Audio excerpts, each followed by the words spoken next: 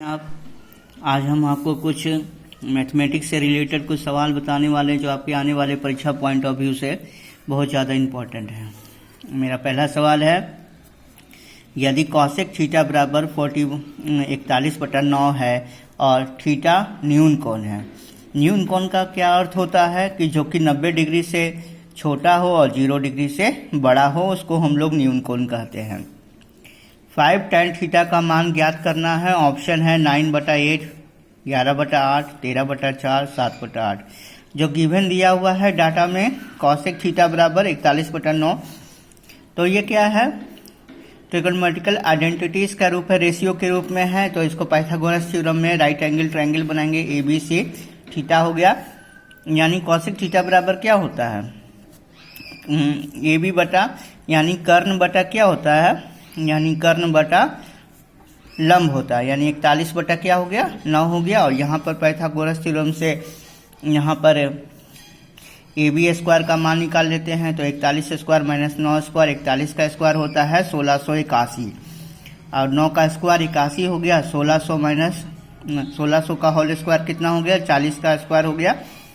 LHS RHS में दोनों का क्या पावर सेम होता है, तो बेस बराबर हो गया। तो AB का वैल्यू 40 आ गया।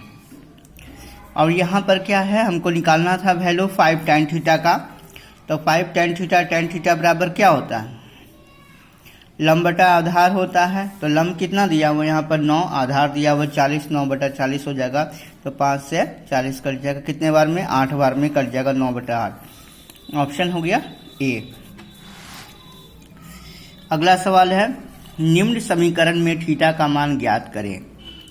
3 cot theta plus tan theta minus 2√3 बराबर 0। थीटा का वैल्यू क्या है, थीटा ये भी न्यून कोण है, 0 से बड़ा और 90 से छोटा है। ऑप्शन हो जाएगा 60 डिग्री, 30 डिग्री, 15 डिग्री, 45 डिग्री। जो गिवन डाटा दिया हुआ है 3 cot theta plus tan theta minus 2√3 बराबर 0। यहाँ पर हम लोग क्या करते हैं कि इसको चेंज कर देते हैं। 3 cot थीटा को 1/tan थीटा का फॉर्म में 3/tan theta plus tan theta बराबर क्या हो जाएगा, 2√3। अब tan थीटा का एलसीएम ले लेंगे तो 3 + tan स्क्वायर थीटा बराबर 2√3 हो जाएगा। अब ये क्रॉस मल्टीप्लिकेशन कर देते हैं, 3 + tan स्क्वायर थीटा बराबर क्या हो जाएगा, 2√3 tan थीटा हो जाएगा। अब क्या करते हैं कि इस 2√3 tan थीटा को इस तरफ ले आते हैं, LHS साइड में। tan square theta minus 2√3 tan theta plus 3 बराबर 0। ये लग रहा है A plus A minus B के होल स्क्वायर के फॉर्म में इसको लाते हैं। tan square theta minus 2√2 tan theta 2√3 tan theta plus क्या 3 है तो √3 का होल स्क्वायर कर देते हैं। A का वैल्यू हो गया यहाँ पर क्या, tan थीटा, और B का वैल्यू हो गया √3, इसलिए tan थीटा माइनस √3 का होल स्क्वायर बराबर 0 हो जाएगा यहाँ पर। तो अब यहाँ पर क्या है, ये भी 0 के बराबर हो जाएगा। तो यानी tan थीटा बराबर क्या हो जाएगा, √3 यहाँ पर लिख सकते हैं। tan थीटा का वैल्यू √3 कब होता है, tan 60 के फॉर्म में। तो यानी दोनों तरफ क्या है, tan सेम है तो एंगल आपस में बराबर हो जाएगा, थीटा बराबर 60 डिग्री आ जाएगा। ऑप्शन नंबर A हो जाएगा यहाँ पर। अगला सवाल है, एक रेलगाड़ी 60 किलोमीटर प्रति घंटे की एक समान चाल से स्टेशन P से Q की ओर चलना शुरू करती है। उसी समय एक दूसरी रेलगाड़ी स्टेशन Q से स्टेशन P की ओर चलना शुरू करती है। यदि स्टेशन P और Q के बीच की दूरी जो है 275 किलोमीटर है और रेलगाड़ी जो है 2.5 घंटे में एक दूसरे से मिलती है। यानी रेलगाड़ी एक दूसरे से कितना देर में मिलती है, 2.5 घंटे में मिलती है। तो स्टेशन P की ओर जाने वाली रेलगाड़ी की चाल बताना है किलोमीटर प्रति घंटा में। यानी P की ओर जो जाने वाली रेलगाड़ी की चाल बताना है। यानी Q से चला P तक पहुंच रहा है तो हमको उसकी चाल बताना है। ऑप्शन है 48 किलोमीटर प्रति घंटा, 40 किलोमीटर प्रति घंटा, 50 किलोमीटर प्रति घंटा, 44 किलोमीटर प्रति घंटा। तो आपेक्षिक चाल है, यानी रेलगाड़ी जो है P से चला है और यहाँ पर क्या है, अब यहाँ P और Q एक दूसरे के क्या है, अपोजिट डायरेक्शन में जा रहा है। यहाँ पर कहीं पर मिल रहा है, कहीं पर आर पॉइंट में 2.5 घंटे के बाद मिल रहा है। इस कारण से इसका क्या हो गया, अपेक्षिक चाल क्या हो गया, दूरी बटा समय हो गया। दोनों के पी और क्यू के बीच का दूरी कितना दिया, 275, और कितना समय लगा था एक दूसरे पहुंचने में, 2.5 घंटा। तो इसको क्या करेंगे, ये 2 क्या है ऊपर चला जाएगा और 5 से कट जाएगा तो कितना आ जाएगा, 110 किलोमीटर आ जाएगा।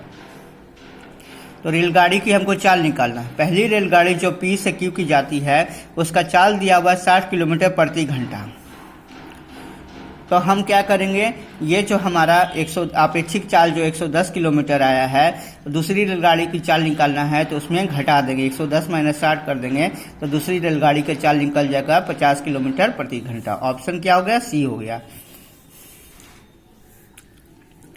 वरुण और मधुर, वरुण और मधुर प्रत्येक ने भिन्न भिन्न योजनाओं में 25,000 रुपया निवेश किया। वरुण ने 11% वार्षिक साधारण ब्याज प्राप्त किया, जबकि मधुर ने वार्षिक रूप से चक्रवृद्धि ब्याज होने वाला 10% चक्रवृद्धि ब्याज प्राप्त किया। 2 वर्ष के बाद किसने अधिक ब्याज प्राप्त किया और कितना अधिक ब्याज प्राप्त किया। ऑप्शन है वरुण 250 रुपये, मधुर 250 रुपये, वरुण 500 रुपये और मधुर कितना है 302.50 रुपये। तो इसको क्या है कि वरुण जो है साधारण ब्याज की तरफ से 2 साल का इसका एसआई निकाल लेते हैं। इसका 11% की दर से 2 साल में कितना हो जाएगा इसका साधारण ब्याज, 2 वर्ष का एसआई 2 × 11% = 22% हो जाएगा। मधुर जो है 20% का 2 साल में चक्रवृद्धि ब्याज करता है, तो यानी क्या हो 2 वर्ष का सीआई कितना हो जाएगा, 10 + 10 + 10 × 10/100 हो जाएगा। ये 0 0 कट जाएगा, 20 + 1 21% आ जाएगा। और दोनों को क्या है घटा देंगे तो अंतर कितना हो जाएगा, 22 - 21 कितना हो जाएगा, 1% आ जाएगा। तो धनराशि कितना दिया हुआ था हमारा, 25,000 रुपया निवेश किया था, तो 25,000 का क्या है 1%। तो इसको सॉल्व करेंगे तो 1% हटा देंगे तो कितना आ जाएगा, 250 रुपये आ जाएगा। 250 रुपये आ जाएगा, यानी 250 रुपये ही हमारा क्या हो जाएगा, आंसर आ जाएगा। यानी मधुर का क्या है 200, यानी क्या है 2 वर्ष के बाद किसने अधिक ब्याज प्राप्त किया। 2 वर्ष के बाद है, यानी किसने अधिक ब्याज प्राप्त किया, वरुण ने 2 वर्ष के बाद, यानी क्योंकि एसआई वाला पार्ट से क्या है ज़्यादा ब्याज 22% है, तो क्या है वरुण ने 250 रुपया अधिक ब्याज प्राप्त किया है। अगला सवाल है, कोई दुकानदार है 1350 रुपये के मूल्य में 15 दर्जन पेन खरीदता है और उन्हें 495 रुपये प्रति 5 दर्जन के हिसाब से उस मूल्य को बेच देता है, पेन को बेचता है। यानी 5 दर्जन में 495 रुपया पेन बेचता है, 495 रुपये के हिसाब से पेन बेचता है। उसका प्रतिशत लाभ या प्रतिशत हानि ज्ञात करें। हानि 15%, हानि 10%, लाभ क्या है 10% और लाभ क्या है 15%। यहाँ पर दिया हुआ है 1350 रुपये में 15 दर्जन पेन खरीदता है, तो यहाँ पर 1 दर्जन पेन का क्रय मूल्य कितना हो जाएगा, 1350/15, तो इसको काट देंगे तो 90 रुपया आ गया। यानी 1 दर्जन पेन का क्रय मूल्य हमको निकल गया कितना, 90 रुपया। उसी तरह से यहाँ पर 495 रुपया में 5 दर्जन पेन को 495 रुपया में बेच देता है, तो हमारा 1 दर्जन पेन का विक्रय मूल्य कितना हो जाएगा, 99 रुपया। तो इसमें जो साफ पता चल रहा है कि हमको विक्रय मूल्य ज़्यादा है और क्रय मूल्य कम है, तो लाभ प्राप्त हो रहा है। तो लाभ कितना हो गया, लाभ हो गया हमको 9 रुपया। कितना लाभ हो गया, 9 रुपया। लाभ प्रतिशत निकाल देते हैं, तो लाभ बटा क्रय मूल्य इंटू 100 होता है, तो 9/90 इंटू 100, तो इसको काट देंगे तो कितना आ जाएगा, 10% आ जाएगा। यानी इसको क्या है कि 10% का हमको लाभ प्राप्त हुआ है। प्यारे बच्चों, मैंने आपके लिए कुछ मैथमेटिक्स का सवाल लाया है, आने वाले परीक्षा पॉइंट ऑफ व्यू से आपको इम्पोर्टेंट हो सकता है। मेरे चैनल को लाइक कीजिए, सब्सक्राइब कीजिए और शेयर कीजिए। ओके बाय बच्चों।